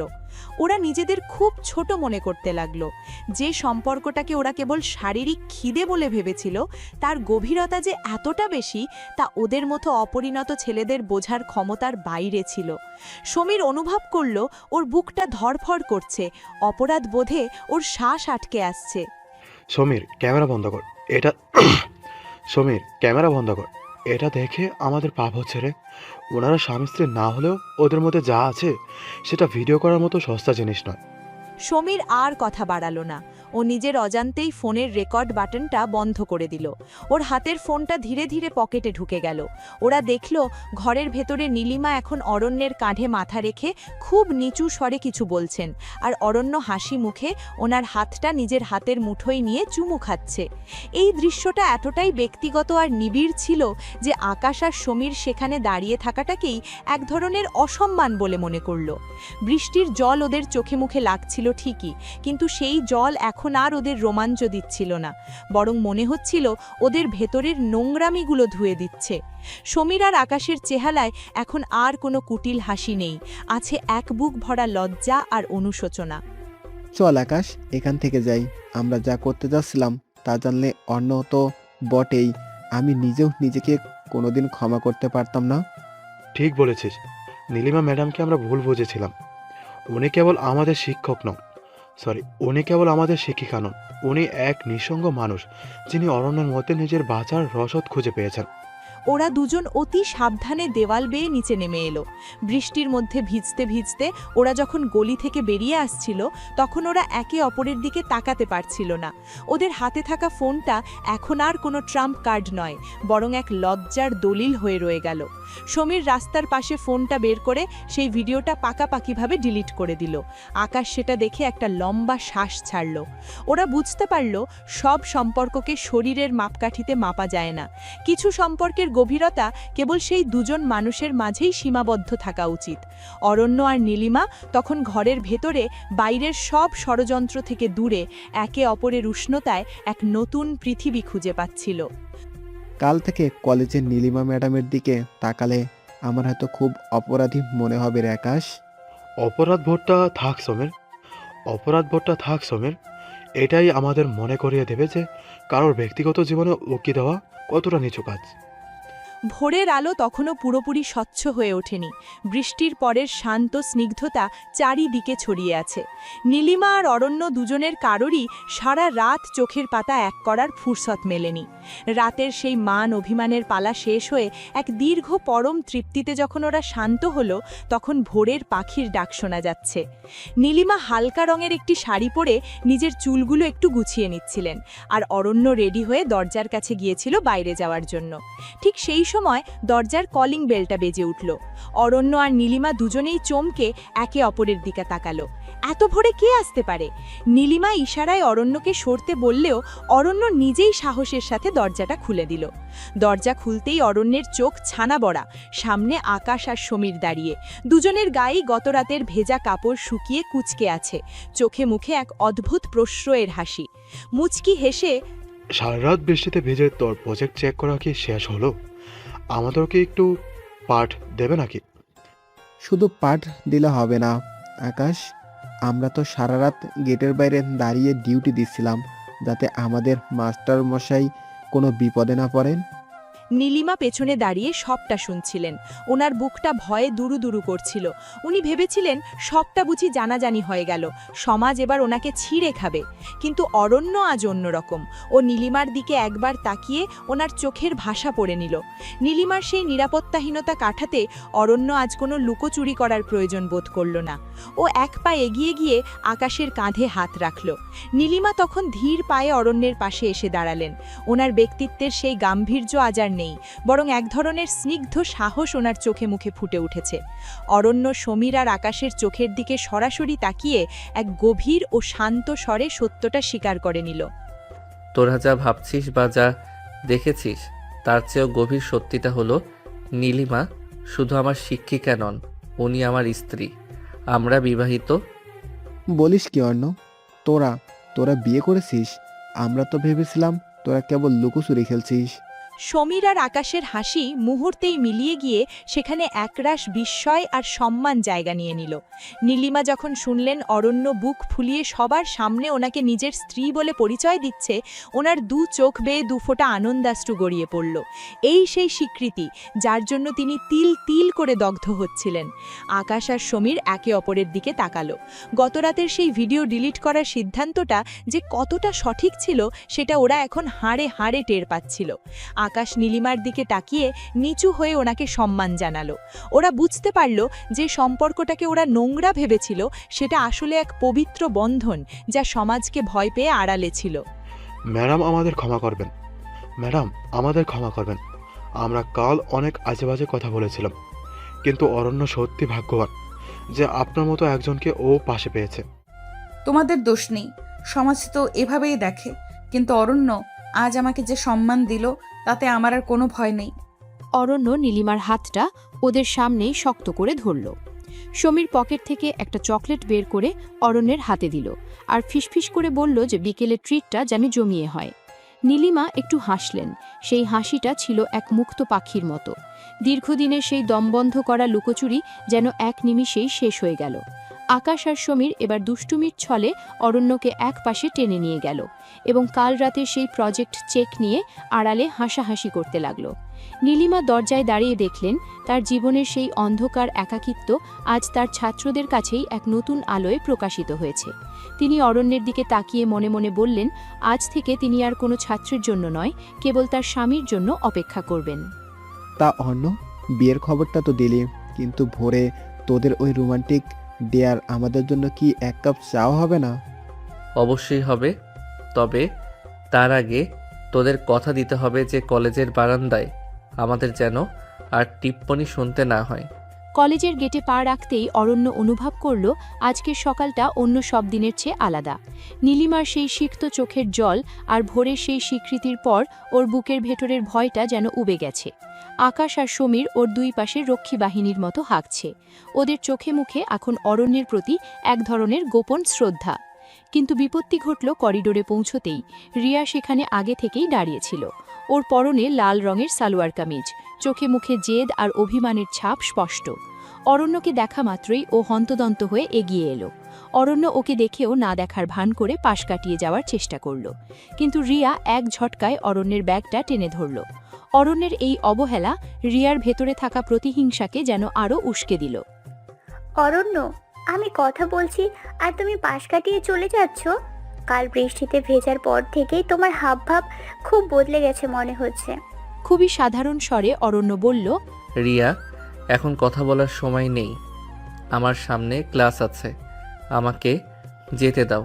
অরণ্যের এই নির্লিপ্ততা রিয়াকে আরও পাগল করে তুলল। ও অরণ্যের একদম কাছে চলে এলো, এত কাছে যে ওর নিঃশ্বাসের শব্দ অরণ্য শুনতে পাচ্ছিল। রিয়া ওর এক হাত অরণ্যের বুকের উপর রাখল, আঙুলগুলো দিয়ে শার্টের উপর বৃত্ত আঁকতে আঁকতে ও অরণ্যের চোখের দিকে চাইল। ও জানত অরণ্যকে কিভাবে দুর্বল করতে হয়, কিন্তু ও জানত না যে অরণ্যের হৃদয়ে এখন নীলিমা নামক এক বিশাল পাহাড় দাঁড়িয়ে আছে। আকাশ আর সমীর একটু দূরে দাঁড়িয়ে রিয়ার এই নির্লজ্জতা চেষ্টা দেখছিল। সমীর মনে মনে হাসল, কারণ ও জানে অরণ্যের উপর রিয়ার এই জাদু এখন আর কাজ করবে না। নীলিমা ম্যাডাম ঠিক সেই মুহূর্তেই করিডোর দিয়ে যাচ্ছিলেন। অরণ্যকে রিয়ার এত কাছে দেখে ওনার বুকটা একবার কেঁপে উঠলেও তিনি অরণ্যের চোখের স্থিরতা দেখে শান্ত হলেন। তুমি কি সত্যি মনে করো ওই বুড়ি ম্যাডাম তোমাকে আমার মতো ভালোবাসা দিতে পারবে? অরণ্য, নিজের দিকে তাকাও, তুমি আমার যোগ্য। ভালোবাসা বয়স দেখে হয় না রিয়া, আর দয়া করে ম্যাডামকে নিয়ে কোনো কুরুচিকর মন্তব্য করবে না। অরণ্যের এই কড়া জবাব রিয়াকে এক মুহূর্তের জন্য স্তব্ধ করে দিল, কিন্তু রিয়া দমে যাওয়ার পাত্রী নয়। ও অরণ্যের ঘাড়ের পেছনে হাত দিয়ে ওকে নিজের দিকে আরও কিছুটা টেনে নিল। ওর এই আচরণে ক্লাসের অন্য ছাত্রছাত্রীরাও কানাঘুষি শুরু করল। অরণ্য খুব ধীরস্থিরভাবে রিয়ার হাতটা নিজের শরীর থেকে সরিয়ে দিল। ও রিয়ার চোখের দিকে তাকিয়ে এমন এক শীতল হাসি হাসল যা রিয়াকে বুঝিয়ে দিল ওর সব চেষ্টা আজ বৃথা। নীলিমা তখন ক্লাসরুমের দরজায় দাঁড়িয়ে সবটা দেখছিলেন। ওনার চোখের কোণে এক চিলতে বিজয়ের হাসি ফুটে উঠল। অরণ্য আর কোনো কথা না বাড়িয়ে সোজা নীলিমার ক্লাসের দিকে হাঁটা দিল। রিয়া একা করিডোরে দাঁড়িয়ে অপমানে আর রাগে ফুঁসতে লাগল। তুমি আজ আমাকে ইগনোর করলে অরণ্য, কিন্তু মনে রেখো আমি এত সহজে তোমাকে ছাড়ছি না। যা তোমার নয় তাকে ছাড়ার প্রশ্নই আসে না রিয়া। অরণ্য ক্লাসে ঢুকে পেছনের বেঞ্চে বসতেই আকাশ আর সমীর ওর দুই পাশে এসে বসল। আকাশ অরণ্যের পিঠে একটা চড় মেরে মজা করে বলল যে রিয়ার এই অ্যাটাক সামলানোর জন্য ওকে মেডেল দেওয়া উচিত। নীলিমা ম্যাডাম ডাস্টার হাতে ক্লাসে ঢুকলেন। ওনার আর অরণ্যের চোখের ইশারায় এক গোপন বোঝাপড়া খেলে গেল। নীলিমা অনুভব করলেন আজ থেকে তিনি আর কোনো ছাত্রীকে ভয় পাবেন না, কারণ তার স্বামী তাকে জনসমক্ষে না হলেও নিজের মনে সর্বোচ্চ আসন দিয়েছেন। রিয়া ক্লাসের বাইরে দাঁড়িয়ে জানলা দিয়ে অরণ্যের দিকে তাকিয়েছিল। ওর নখগুলো কামনায় আর রাগে নিজের হাতের তালুতে বসে যাচ্ছিল। ও মনে মনে ঠিক করল অরণ্যকে ও যেভাবে হোক নিজের বিছানায় আনবেই। ক্লাসের সবাই মন দাও, আজ আমরা জানবো কিভাবে অসমাপ্ত ইচ্ছাকে নিয়ন্ত্রণ করতে হয়। রিয়া অপমানে জ্বলছিল। ক্লাসের করিডোরে অরণ্যের ওই শীতল প্রত্যাখ্যান ওর অহংকারে সজোরে আঘাত করেছে। ও জানত সোজা আঙুলে ঘি উঠবে না, তাই ও এক কুটিল ফোন দিয়ে আঁটল। রিয়া জানত নীলিমা ম্যাডাম প্রতিদিন ক্লাস শেষ করে লাইব্রেরির পেছনের নির্জন করিডোর দিয়ে নিজের কেবিনে যান। ও অরণ্যকে একটা চিরকুট পাঠালো, যেখানে লেখা ছিল যে ও খুব অসুস্থ এবং লাইব্রেরির পেছনে পড়ে আছে। রিয়ার পরিকল্পনা ছিল অরণ্য ওকে বাঁচাতে এলে ও নিজেকে অরণ্যের গায়ের ওপর এলিয়ে দেবে এবং ঠিক সেই মুহূর্তেই ও চিৎকার করে লোক জড়ো করবে, যাতে সবাই ভাবে অরণ্য ওর সাথে খারাপ কিছু করার চেষ্টা করছে। এতে অরণ্যের সম্মান তো যাবেই, নীলিমাও অরণ্যকে ঘৃণা করতে শুরু করবেন। রিয়া লাইব্রেরির অন্ধকার কোণে নিজের শার্টের ওপরের বোতামটা খুলে চুলগুলো এলোমেলো করে ওত পেতে বসে রইল। আজ এমন নাটক সাজাবো যে অরণ্যকে হয় আমার কাছে আসতে হবে, নয়তো জেলের ভাত খেতে হবে। কিন্তু রিয়া জানতো না যে নীলিমা ম্যাডাম এই কলেজের প্রতিটি ইঞ্চির খবর রাখেন। আকাশ আর সমীর যখন দেখল রিয়া একটা চিরকুট অরণ্যের বেঞ্চে রেখে দ্রুত চলে যাচ্ছে, ওরা সেটা অরণ্যের বদলে নীলিমা ম্যাডামকে দিয়ে দেয়। নীলিমা মুহূর্তেই বুঝে ফেললেন রিয়া কোনো নোংরা খেলায় মেতেছে। তিনি অরণ্যকে ক্লাসেই আটকে রেখে নিজে লাইব্রেরির পেছনের করিডোরে গিয়ে হাজির হলেন। রিয়া যখন পায়ের শব্দ শুনল, ও ভাবল অরণ্য এসেছে। ও চোখ বুজে এক হাত দিয়ে নিজের চোখের জল মোছার অভিনয় করতে লাগলো এবং অরণ্যের নাম ধরে ডুকরে কেঁদে উঠল। কিন্তু যখন ও অনুভব করল ওর কাঁধে কোনো পুরুষের বলিষ্ঠ হাত নয়, বরং একজন নারীর শক্ত স্পর্শ লেগেছে, ও চমকে চোখ মেলল। সামনে নীলিমা ম্যাডাম দাঁড়িয়ে, ওনার চোখে মুখে এক করুণা মিশ্রিত অবজ্ঞা। রিয়া, শরীর খারাপ হলে তো রেস্টরুমে যাওয়ার কথা, এখানে অন্ধকারের কোণে বোতাম খুলে কাকে ডাকছো? ম্যাডাম আপনি? অরণ্য কোথায়? মানে আমি তো অরণ্যকে ডাকিনি। নীলিমা এক পা এগিয়ে এলেন। ওনার দীর্ঘ ছায়াটা রিয়ার ওপর পড়তেই রিয়া কুকড়ে গেল। নীলিমা খুব শান্ত হাতে রিয়ার শার্টের বোতামটা লাগিয়ে দিলেন এবং ওর এলোমেলো চুলগুলো ঠিক করে দিলেন। ওনার এই শান্ত ভঙ্গি রিয়াকে হাজারটা চারের চেয়েও বেশি অপমানিত বোধ করালো। নীলিমা রিয়ার কানের কাছে মুখ নিয়ে এলেন। ওনার নিঃশ্বাস রিয়ার গলায় ঝাপটা দিচ্ছিল। ওনার গলার স্বর ছিল বরফের মতো ঠান্ডা। নীলিমা বুঝিয়ে দিলেন যে তিনি কেবল একজন শিক্ষিকা নন, তিনি একজন স্ত্রী যে নিজের ঘর আগলাতে জানে। রিয়া বুঝতে পারল ওর সামনে ওর এই শয়তানি টিকবে না। অরণ্য আমার ঘরে থাকে রিয়া, আমার ক্লাসে থাকি, তোমার মতো সস্তা নাটকের দর্শকদের ভিড়েও নেই। আপনি বড্ড বেশি বাড়াবাড়ি করছেন ম্যাডাম। আমি যদি প্রিন্সিপালকে সব বলে দিই? নীলিমা হাসলেন, এক বিজয়ী নারীর হাসি। ওনার সেই হাসিতে রিয়ার হাত পা ঠান্ডা হয়ে এলো। নীলিমা পকেট থেকে ওনার স্মার্টফোনটা বার করলেন। ফোনের স্ক্রিনে একটি ভিডিও প্লে হচ্ছিল, যেখানে দেখা যাচ্ছে রিয়া নিজেই নিজের জামার বোতাম খুলছে আর আয়নায় দেখে প্র্যাকটিস করছে কিভাবে চিৎকার করতে হবে। আকাশ আর সমীর আগে থেকেই জানলার ওপাশ থেকে এই দৃশ্য রেকর্ড করে নীলিমাকে পাঠিয়েছিল। রিয়া বুঝতে পারল ওর সব চাল উল্টে গেছে। ও এখন চাইলেও অরণ্যের ক্ষতি করতে পারবে না, বরং ও নিজেই কলেজ থেকে বিতাড়িত হওয়ার মুখে দাঁড়িয়ে আছে। নীলিমা ফোনটা পকেটে রেখে রিয়ার চিবুকটা উঁচিয়ে ধরলেন। এই ভিডিওটা যদি এখন প্রিন্সিপালের কাছে যায়, তবে তোমার ক্যারিয়ারটা কিন্তু আজই শেষ হয়ে যাবে। প্লিজ ম্যাডাম, এমনটা করবেন না। আমি আর কখনো অরণ্যর ধারে কাছেও যাব না। নীলিমা রিয়াকে ছেড়ে দিলেন। রিয়া কোনো মতে নিজের ব্যাগটা গুছিয়ে সেখান থেকে পাগলের মতো দৌড়ে পালিয়ে গেল। নীলিমা একা করিডোরে দাঁড়িয়ে একটা দীর্ঘ নিঃশ্বাস ফেললেন। ওনার মনে হলো আজ যেন তিনি কেবল অরণ্যকে নয়, নিজের সম্মানকেও রক্ষা করতে পেরেছেন। অরণ্য তখন করিডোরের শেষ প্রান্তে দাঁড়িয়ে নীলিমার দিকে তাকিয়েছিল। নীলিমা যখন ওনার কেবিনের দিকে হাঁটতে শুরু করলেন, অরণ্য চুপি চুপি ওনার পেছন পেছন কেবিনে ঢুকে পড়ল। দরজাটা বন্ধ হতেই অরণ্য নীলিমাকে পেছন থেকে জাপটে ধরল। নীলিমা শিউরে উঠলেন। ওনার সারাদিনের ক্লান্তি আর টেনশন অরণ্যের এই নিবিড় আলিঙ্গনে নিমেষে উধাও হয়ে গেল। আমার বাহিনী তো আজ দারুণ শিকার করল। রিয়া তো দেখি ভয়ে আধ মরা হয়ে গেছে। ঘুরে অরণ্যের বুকে মুখ গুজে, তোমার এই ছেলে মানুষগুলো সামলাতে গিয়েই আমার অর্ধেক জীবন শেষ হয়ে যাবে অরণ্য। রিয়ার মনের ভেতর যে প্রতিশোধের আগুন জ্বল ছিল তা নীলিমার ধমকে নিভে যায়নি, বরং আরও বিষাক্ত রূপ নিয়েছে। ও বুঝতে পেরেছে কলেজে বসে কোনো নাটক সাজানো যাবে না, তাই ও অরণ্য আর নীলিমার পিছু নেওয়ার সিদ্ধান্ত নিল। নীলিমা আর অরণ্য ভেবেছিল কলেজের এই ঝামেলার পর একটু দূরে কোথাও গিয়ে নিভৃতে সময় কাটাবে। ওরা শহরের কোলাহল ছেড়ে একটু দূরে এক নির্জন রিসোর্টে ঘুরতে যাওয়ার পরিকল্পনা করল। নীলিমা আজ নীল রঙের একটা জর্জেট শাড়ি পরেছেন, চোখে গাঢ় কাজল আর খোলা চুলে ওনাকে এক মায়াবী অপ্সরার মতো লাগছে। অরণ্য সাদা পাঞ্জাবি পরে ওনার পাশে বসে যখন গাড়ি চালাচ্ছিল, তখন ওদের দুজনের মনেই এক অদ্ভুত মুক্তির আনন্দ ছিল। কিন্তু ওরা খেয়াল করেনি বেশ কিছুটা দূর থেকে একটা কালো কাঁচ তোলা ট্যাক্সি অনবরত ওদের অনুসরণ করছে। রিয়া সেই ট্যাক্সির ভেতর বসে আছে, হাতে ওর প্রফেশনাল ক্যামেরা আর চোখে এক পৈশাচিক জিঘাংসা। অরণ্য, আমার কেন জানি বারবার মনে হচ্ছে কেউ আমাদের দেখছে। জানো তো, এই লুকোচুরি আমার আর সহ্য হচ্ছে না। সব তোমার মনের ভুল নীলু। আজ শুধু আমরা আর এই প্রকৃতি, কেউ আমাদের মাঝখানে নেই। রিসর্টে পৌঁছে ওরা যখন লেকের ধারে নির্জন বারান্দায় এসে দাঁড়ালো, তখন পরন্ত বিকেলের সোনা রোদ নীলিমার মুখে এসে পড়ছিল। অরণ্য মুগ্ধ হয়ে ওনার দিকে তাকালে নীলিমা কিছুটা লজ্জা পেয়ে মুখ নিচু করলেন।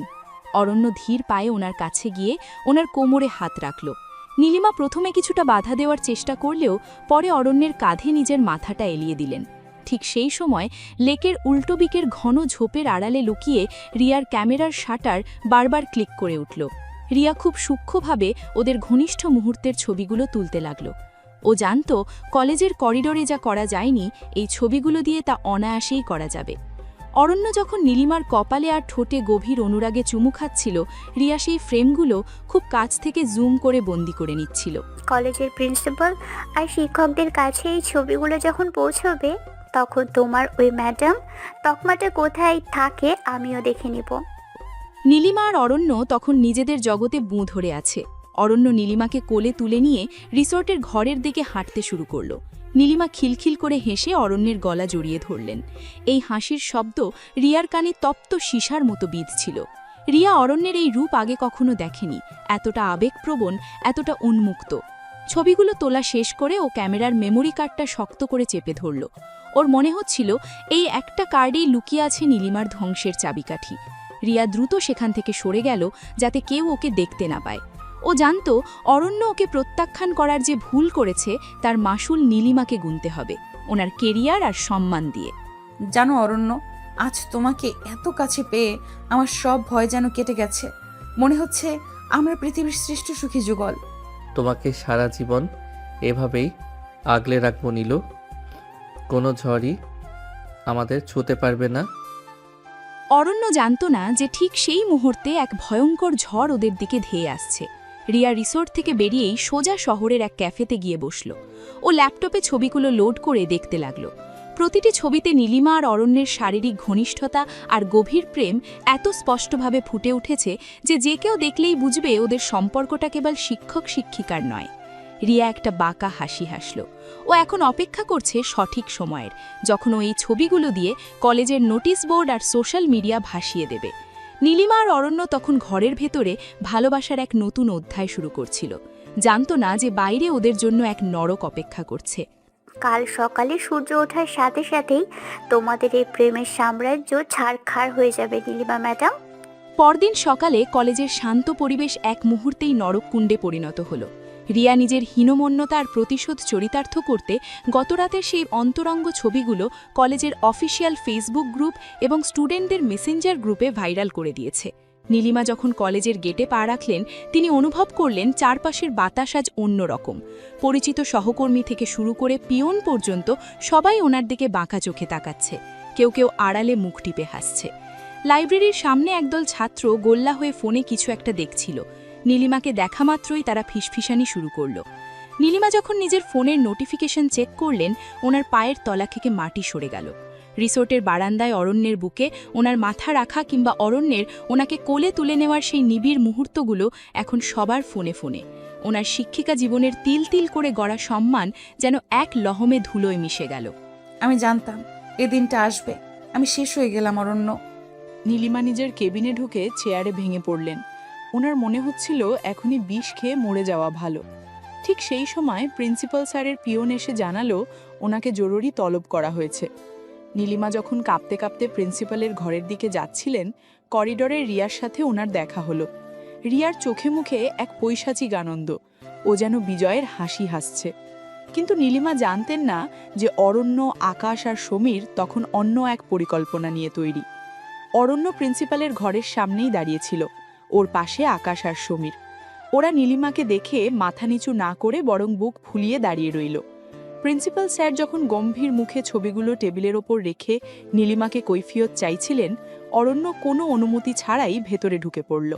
ছবিগুলো সত্যি, কিন্তু ছবির পেছনের গল্পটা আপনি যা ভাবছেন তা নয়। আমরা কোনো অনৈতিক সম্পর্কে নেই। অন্য এটা তোমার ছাত্র শিক্ষিকা সম্পর্কের সীমা লঙ্ঘন। নীলিমা ম্যাডামকে আজই পদত্যাগ করতে হবে। আকাশ আর সমীর তখন দরজার বাইরে থেকে ক্লাসের বাকি ছাত্রদের একজোট করছিল। ওরা সবাই মিলে স্লোগান দিতে শুরু করল। সমীর ভেতর ঢুকে অরণ্যের পাশে দাঁড়ালো। সমীর এবার ওর পকেট থেকে ওদের সেই গোপন ম্যারেজ সার্টিফিকেট বা বিয়ের দলিলের একটা কপি প্রিন্সিপালের টেবিলের উপর রাখল। আকাশ জানালো যে অরণ্য আর নীলিমা আইনত স্বামী স্ত্রী। কলেজের সব ছাত্র তখন দরজার বাইরে দাঁড়িয়ে নীলিমা ম্যাডামের পক্ষে চিৎকার করছে। রিয়া ভিড়ের মাঝখানে দাঁড়িয়ে স্তম্ভিত হয়ে দেখছিল ওর চালটা কিভাবে উল্টে যাচ্ছে। কলেজের ছাত্ররা ছবিগুলোর নোংরামি নয়, বরং ওদের ভালোবাসার সাহসিকতাকে সম্মান জানাচ্ছিল। নীলিমা স্তম্ভিত হয়ে দেখলেন যে সমাজকে তিনি এত ভয় পেতেন, সেই সমাজের নতুন প্রজন্ম আজ ওনার পাশে ঢাল হয়ে দাঁড়িয়েছে। স্যার, যদি ছবিগুলো ভাইরাল হওয়ার অপরাধে কাউকে শাস্তি দিতে হয় তবে রিয়াকে দেন। ও কারোর ব্যক্তিগত জীবনের ছবি চুরি করে ছড়িয়েছে। নীলিমা ম্যাডাম আমাদের সেরা শিক্ষিকা, আর অন্য আমাদের বন্ধু। ওদের ব্যক্তিগত জীবন নিয়ে কথা বলার অধিকার আমাদের কারোর নেই। প্রিন্সিপাল স্যার কিছুক্ষণ নিস্তব্ধ হয়ে রইলেন। তিনি দেখলেন ছাত্রদের এই ঐক্য আর অরণ্যের অটল ভালোবাসা। তিনি বুঝতে পারলেন আইনত অরণ্য আর নীলিমা কোনো অপরাধ করেননি, বরং সমাজে ওদের লুকিয়ে থাকতে বাধ্য করেছিল। তিনি ছবিগুলো ডাস্টবিনে ফেলে দিলেন এবং রিয়াকে অবিলম্বে তার ঘরে তলব করলেন। নীলিমা তখন অরণ্যের হাতটা সবার সামনেই শক্ত করে ধরলেন। ওনার চোখে জল থাকলেও মুখে ছিল এক তৃপ্তির হাসি। অরণ্য নীলিমাকে নিয়ে যখন প্রিন্সিপালের ঘর থেকে বেরিয়ে এলো, করিডোরে থাকা শয়ে শয়ে ছাত্র তালি দিয়ে ওদের অভিনন্দন জানালো। রিয়া মাথা নিচু করে ভিড়ের মাঝখান দিয়ে পালিয়ে যাচ্ছিল, কিন্তু সমীর ওকে থামিয়ে দিল। রিয়া, ঘৃণা দিয়ে ভালোবাসা জেতা যায় না। এই ছবিগুলো দিয়ে তুই ওদের আলাদা করতে চেয়েছিলি, কিন্তু দেখ আজ ওরাই সবার চোখে হিরো, হিরোইন। নীলিমা আর অরণ্য সেদিন একসাথেই কলেজ থেকে বেরোলেন। নীলিমা অনুভব করলেন আজ আর ওনার কোনো পর্দা বা লুকোচুরির প্রয়োজন নেই। আকাশ আর সমীর বাইক নিয়ে ওদের পিছু পিছু কিছুটা এগিয়ে দিল। নীলিমা বুঝতে পারলেন অরণ্যের মতো একজন সাহসী পুরুষ আর আকাশ সমীরের মতো বন্ধুদের পাশে থাকলে দুনিয়ার কোনো নোংরামি ওনাকে স্পর্শ করতে পারবে না। বিকেলে যখন ওরা বাড়িতে ফিরল, নীলিমা অরণ্যকে জড়িয়ে ধরে এক দীর্ঘ চুম্বন করলেন। এই চুম্বনে ছিল কৃতজ্ঞতা আর এক চরম মুক্তি। যে ছবিগুলো ওনাকে ধ্বংস করতে চেয়েছিল, সেই ছবিগুলোই আজ ওনাকে এক নতুন পরিচয়ে সবার সামনে প্রতিষ্ঠিত করল, একজন স্ত্রী হিসাবে। অরণ্য, তুমি আজ আমাকে মরা থেকে বাঁচিয়ে দিলে। আজ থেকে আমি শুধু নীলিমা ম্যাডাম নই, আমি তোমার নীলু। আর আমি শুধু তোমার ছাত্র নই, আমি তোমার প্রেমিক, তোমার স্বামী, যে তোমাকে পৃথিবীর সব ঝাপটা থেকে আগলে রাখবে। নীলিমা আর অরণ্যের জীবনের সেই উত্তাল ঝড়ের রাতগুলো যেন অবশেষে এক শান্ত ভোরের মোহনায় এসে থিতু হলো। যে সমাজ আর লোকলজ্জার ভয়ে নীলিমা এতদিন তিল তিল করে নিজেকে শেষ করছিলেন, আজ সেই সমাজের সামনেই তিনি অরণ্যের হাত ধরে মাথা উঁচু করে দাঁড়ানোর সাহস পেয়েছেন। কলেজের সেই ঘটনার পর নীলিমা আর অরণ্যের সম্পর্কটা এখন আর কোনো গোপন পাপ নয়, বরং এক অনুকরণীয় প্রেমের গল্প। রিয়াকে কলেজ থেকে সাময়িক বহিষ্কার করা হয়েছে, আর আকাশ আর সমীর এখন ওদের ছায়ার মতো আগলে রাখে। নীলিমার সেই বিশাল ফ্ল্যাটটা, যা একসময় একাকিত্ব আর গুমোট অভিমানে ভরা ছিল, আজ সেখানে কেবল হাসির শব্দ আর অরণ্যের প্রিয় গানের সুর প্রতিধ্বনিত হয়। বিকেলের হালকা সোনালি রোদ যখন নীলিমার শোবার ঘরের বারান্দায় এসে পড়ে, নীলিমা অরণ্যের কোলে মাথা রেখে শুয়ে থাকেন। অরণ্য পরম মমতায় ওনার চুলে বিলি কেটে দিচ্ছিল। তিনি বুঝতে পেরেছেন বয়স কেবল একটা সংখ্যা মাত্র, যখন দুটি হৃদয়ের স্পন্দন একই তালে বাজে। অরণ্য আগের থেকে অনেক বেশি পরিণত। ও এখন কেবল নীলিমার কামনার সঙ্গী নয়, ও নীলিমার সেই ভরসার জায়গা যেখানে নীলিমা নিজের সব ক্লান্তি বিসর্জন দিতে পারেন। জানো অরণ্য, মাঝে মাঝে ভাবি আমি যদি সেদিন ওই বৃষ্টির মধ্যে তোমাকে একা ফেলে চলে যেতাম, তবে হয়তো কোনোদিনও এই পূর্ণতা পেতাম না। নীলিমার কপালে আলতো চুমু খেয়ে। পালিয়ে তো তুমি যেতেই পারতে না নীলু, কারণ আমার হৃৎপিণ্ডটা তো তোমার কাছেই বন্ধক রাখা ছিল। ওরা দুজনে মিলে ঠিক করেছে এবার সামাজিকভাবে একটা ছোট অনুষ্ঠান করবে, যেখানে আকাশ আর সমীর হবে বরযাত্রী। নীলিমা এখন আর শাড়ি পরার সময় আয়নায় নিজেকে দেখে দীর্ঘশ্বাস ফেলেন না, বরং অরণ্যের চোখে নিজের সৌন্দর্য খুঁজে পান। কলেজের করিডর দিয়ে যখন ওরা পাশাপাশি হেঁটে যায়, ছাত্রছাত্রীরা শ্রদ্ধার চোখে তাকায়। ওদের এই অসম সম্পর্ক আজ সমাজকে শিখিয়ে দিয়েছে যে ভালোবাসার কোনো নির্দিষ্ট ছক হয় না। নীলিমার সেই আগের ভাঙা সংসারের ক্ষত আজ অরণ্যের স্পর্শে পুরোপুরি শুকিয়ে গেছে। অন্ধকার রাতগুলো এখন আর ভয়ের নয়, বরং ওদের একান্তে মিশে যাওয়ার এক একটা মধুর প্রহর। অরণ্য, আমাকে এইভাবে সারা জীবন জাপটে ধরে থেকো। তোমার এই উষ্ণতা ছাড়া আমি আবার সেই বরফ হয়ে যাব। তুমি তো আমার নীলিমা অরণ্য, আর অরণ্য কি কখনো তার নীলিমাকে ছাড়া পূর্ণ হতে পারে? গধূলির আলোয় দুজনে যখন একে অপরের চোখের দিকে তাকালো তখন সেখানে ছিল কেবল অন্তহীন বিশ্বাস আর এক গভীর তৃপ্তি। নীলিমা আর অরণ্যের এই গল্পটি কেবল কামনার নয়, বরং একাকিত্বের বিরুদ্ধে যুদ্ধের আর অসমাপ্ত জীবনের পূর্ণতা পাওয়ার। ওরা জানত সামনে হয়তো আরও অনেক চড়াই উতরাই আসবে, কিন্তু এখন আর ওদের ভয় নেই, কারণ ওরা জানে ভালোবাসার হাতটা যখন শক্ত করে ধরা থাকে তখন পৃথিবীর কোনো ঝড়ই আর ঘর ভাঙতে পারে না। নীলিমা অরণ্যের বুকে নিজের মুখ গুজে দিলেন এক চিরন্তন শান্তির খোঁজে।